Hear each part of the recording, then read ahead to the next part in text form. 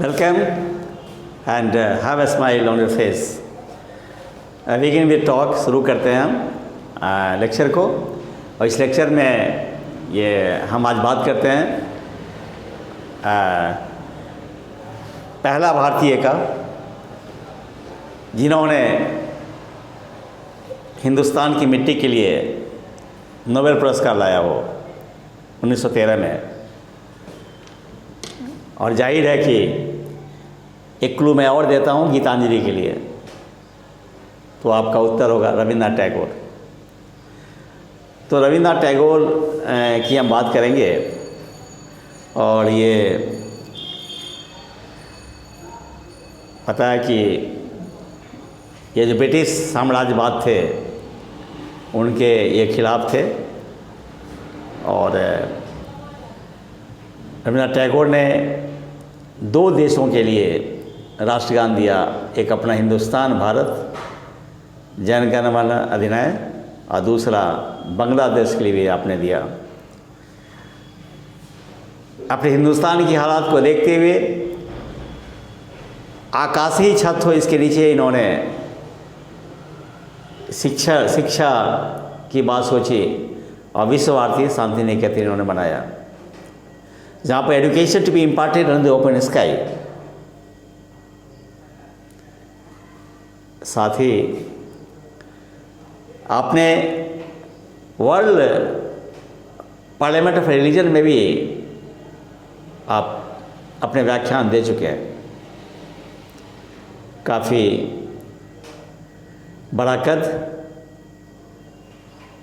हम आज इनकी चर्चा करेंगे जिन्होंने बहुत सारी इनकी रचना भी है। और ये जो रविन्द्रनाथ टैगोर जो लिया मैंने टॉपिक, ये आर्ट एंड कल्चर के तहत होगा। तो हम देखें कुछ आगे।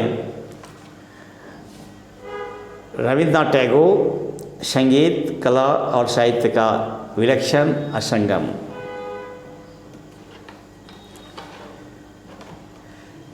भारतीय राष्ट्रगान के रचयिता और काव्य, कथा, संगीत, नाटक, निबंध जैसे साहित्यिक विधाओं में अपना सर्वश्रेष्ठ देने वाले और चित्रकला के क्षेत्र में भी कलाकार के रूप में अपनी पहचान कायम करने वाले रविन्द्रनाथ टैगोर का जन्म 7 मई 1861 ईस्वी को जोरासांको में हुआ था। साहित्यिक, संगीत, कला और शिक्षा जैसे क्षेत्रों में अपनी अनूठी प्रतिभा का परिचय देने वाले नोबेल पुरस्कार से सम्मानित कवि रविन्द्रनाथ टैगोर ऐसे मानवतावादी विचारक थे जिन्हें प्रकृति का सानिध्य काफ़ी पसंद था। उनका मानना था कि छात्रों को प्रकृति के सानिध्य में शिक्षा हासिल करनी चाहिए। जो शुरू में ही मैंने कहा, विश्व भारती शांति निकेतन। अपनी इस सोच को ध्यान में रखकर उन्होंने शांति निकेतन की स्थापना की थी। टैगोर दुनिया के संभवतः एकमात्र ऐसे कवि हैं जिनकी रचनाओं को दो देशों ने अपना राष्ट्रगान बनाया। बचपन से कुशाग्र बुद्धि के रविन्द्रनाथ ने देश और विदेशी साहित्य, दर्शन, संस्कृति आदि को अपने अंदर समाहित कर लिया था और वह मानवता को विशेष महत्व देते थे। इसकी झलक उनकी रचनाओं में भी स्पष्ट रूप से देखने को मिलती है। साहित्य के क्षेत्र में उन्होंने अपूर्व योगदान दिया और उनकी रचना गीतांजलि के लिए उन्हें साहित्य के नोबेल पुरस्कार से भी सम्मानित किया गया था 1913 ईस्वी में। समीक्षकों के अनुसार उनकी कृति घोड़ा कई मायनों में अद्भुत रचना है। इस उपन्यास में ब्रिटिश कालीन भारत का जिक्र है। राष्ट्रीयता और मानवता की चर्चा के साथ पारंपरिक हिंदू समाज और ब्रह्म समाज पर बहस के साथ विभिन्न प्रचलित समस्याओं पर प्रकाश डाला गया है। चर्चित रचनाकार महीप सिंह के अनुसार गोरा बेहतरीन कृति है, जिसमें अंग्रेज दंपति की संतान हिंदू परिवार में पलती है। उसके माता पिता नहीं हैं और उसे नहीं मालूम है कि वह ईसाई है। वास्तविकता की जानकारी मिलने पर वह परेशान हो जाता है और इसके साथ ही उसके विचार में व्यापक बदलाव आ जाता है। भारत पाकिस्तान विभाजन पर केंद्रित पानी और पुल, ध्यान रखेंगे, पानी और पुल। भारत पाकिस्तान के विभाजन पर केंद्रित पानी और पुल जैसी चर्चित कहानी लिखने वाले महीप सिंह के अनुसार यह अपने समय को दर्शाने वाली बेहतरीन कृति है, जिसमें धर्म समाज जैसे मुद्दों से ज़्यादा मानवीय संबंधों पर जोर दिया गया है। गोरा हिंदू ईसाई आदि बातों को व्यर्थ मानते हुए मानवीय संबंधों को महत्वपूर्ण मानने लगता है। गुरुदेव सही मायनों में विश्व कवि होने की योग्यता रखते हैं। उनके काव्य के मानवतावाद ने उन्हें दुनिया भर में पहचान दिखाई। टैगोर की रचनाएं बांग्ला साहित्य में नई बहार लेकर आई। उन्होंने 1 दर्जन से अधिक उपन्यास लिखे। इन रचनाओं में चोकेर बाली, घरे बाहिरे, गोरा आदि शामिल हैं।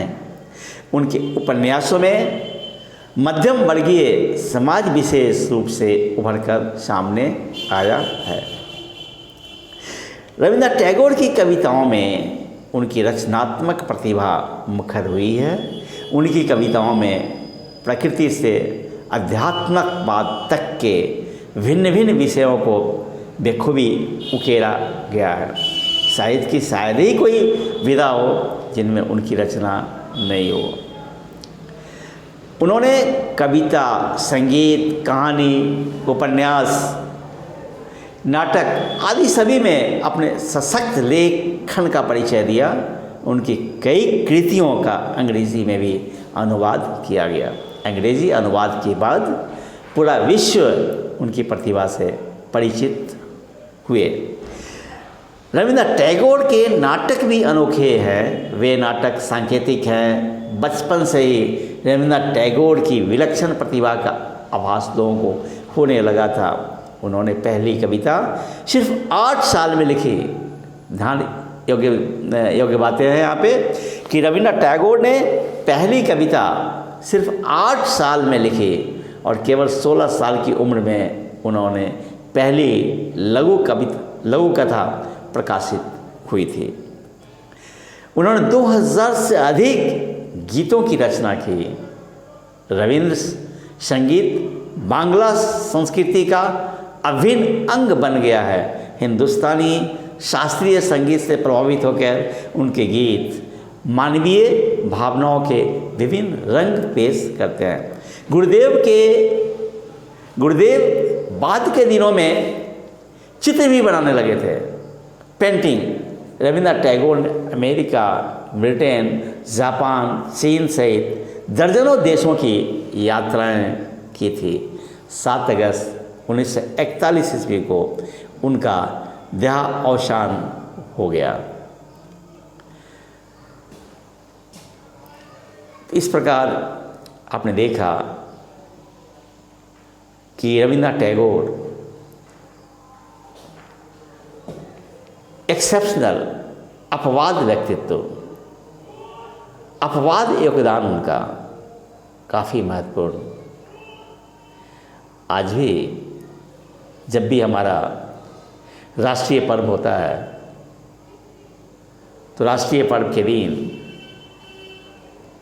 जैसे हमारा 15 अगस्त हो या 26 जनवरी हो, हम इस राष्ट्रीय पर्व को रविंद्रनाथ टैगोर के द्वारा लिखे गए राष्ट्रगान से ही हम अपना गणतंत्र उत्सव मनाते हैं और साथ ही अपना स्वाधीनता उत्सव मनाते हैं। आज टैगोर हमारे बीच नहीं है, पर हिंदुस्तान की मिट्टी, हिंदुस्तान की हवाएं, हम सभी इनको भावनात्मक रूप से हमेशा एहसास करते हैं, अपने साथ रखते हैं। That's all for the day. Thanks for giving me a patience and listening.